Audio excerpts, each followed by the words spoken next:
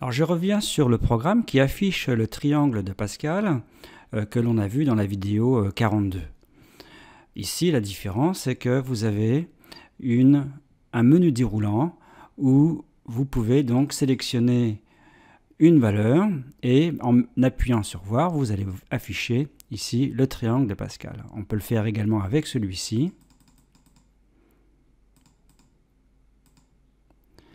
Alors, ce widget, en fait, ici il y en a deux, s'appelle Spinbox. Alors, on va voir quelle est la syntaxe et pourquoi ici j'ai mis deux Spinbox plutôt qu'un seul. Alors, voilà le programme. Vous voyez ici l'entrée que j'avais appelée entre. Là, je les ai mis donc toutes ces lignes en commentaire. Et j'ai créé ici deux Spinbox, un que j'ai appelé Spin et l'autre Spin 1. Alors regardez à la ligne 46, à la ligne 46, eh bien Spin, c'est donc Spinbox, donc ça c'est donc un mot-clé. Et toujours pareil à l'intérieur, que mettons? Eh bien on met le master, ici c'est la fenêtre dans laquelle on va mettre ce widget. Et là vous avez donc plusieurs paramètres. 1, 2, 3, 4. Et vous voyez, ils sont chaque fois séparés, tous séparés par une virgule. Donc ici, il y a marqué from égale 1, to égale 20, incrément 1. Et ça me donne en fait la largeur de l'apparence des valeurs qui seront donc dans le menu déroulant. Alors là, la syntaxe, il faut effectivement la respecter. J'aurais pu mettre un incrément, par exemple 0,1, et donc mettre des nombres décimaux ici. Donc ça, c'est le premier Spinbox. Spin, c'est ce qu'on a vu en haut. Évidemment, il y a un pack à la ligne 48.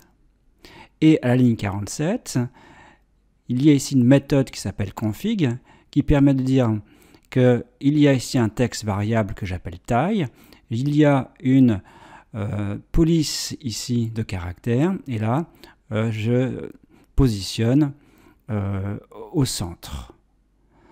Bien, alors on regarde ce que c'est taille, puisqu'il y a marqué texte variable, on l'a déjà vu ce genre de choses. Texte variable, c'est donc ici taille, c'est un string var. Non, toujours sur le Spinbox, donc ceci ne fait qu'afficher ici donc le menu déroulant, donc j'aurai des valeurs de 1 à 20 et de 1 en 1.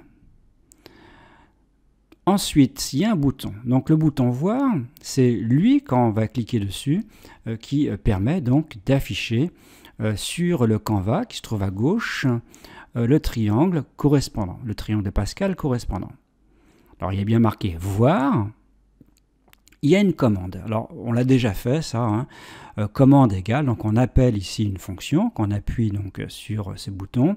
Et comme ici, la fonction, donc c'est la fonction voir, si on regarde la fonction voir ici, qui se trouve à la ligne 32, il y a un paramètre. Donc le paramètre ici, comme il y a un paramètre, on est obligé de mettre lambda, voir, et ici c'est l'argument qui est utilisé, c'est-à-dire la valeur du paramètre. Alors quelle est la valeur du paramètre?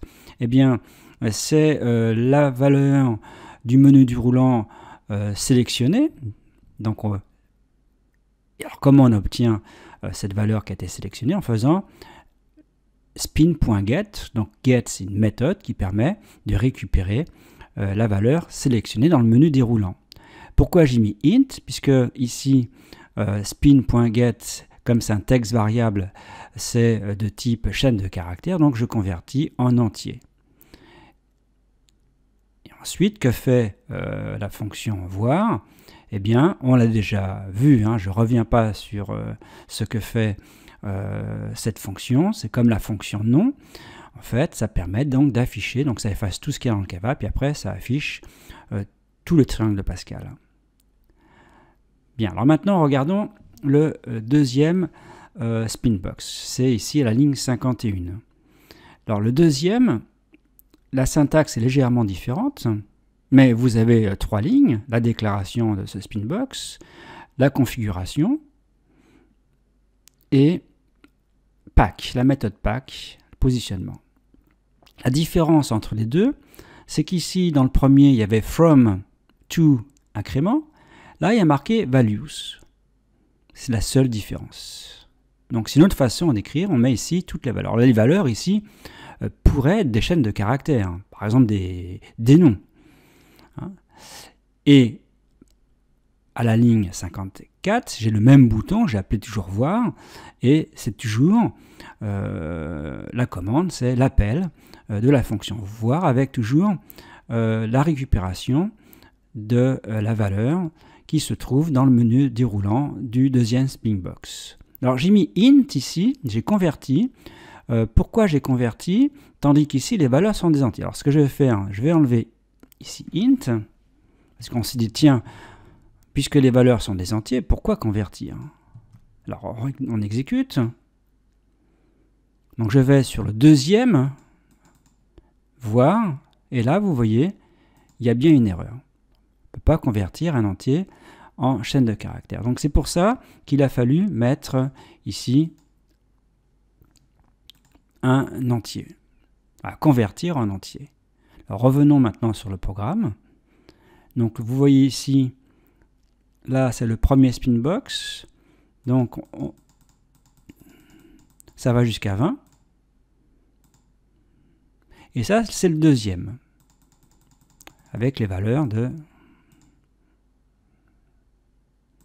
Alors autre chose, puisque dans le premier Spinbox, il y a un texte variable qui est un string var, ici j'ai mis taille.set. Alors pourquoi taille.set et ici j'ai mis 1? C'est parce que en fait, quand vous exécutez, ici je le refais, vous avez par défaut 1. Vous voyez sur le premier Spinbox. Alors si j'avais mis par exemple 2,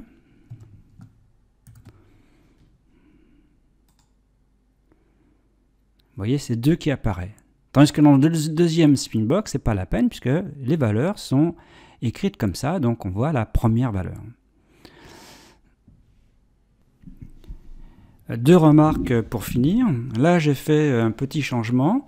J'ai mis en commentaire la ligne 41, j'ai enlevé taille.set et à la ligne 49, j'ai mis taille.get au lieu de spin.get. Alors, pourquoi je peux le faire, hein, taille.get, puisque taille, c'est justement le texte variable dans la configuration de ce Spinbox. Et regardons dans ce cas-là ce que l'on obtient. Donc, la différence, c'est là, je n'ai plus rien, je ne vois plus rien. Et là, je peux sélectionner une valeur et je mets voir. Donc, c'était une autre façon de faire.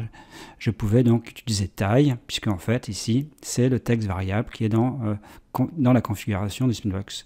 Deuxième remarque, j'ai dit tout à l'heure dans le spin qu'il y avait ici des paramètres. En fait, ce n'est pas le mot correct, c'était pour simplifier. Hein. Vous avez le master et là, vous avez ce qu'on appelle des options.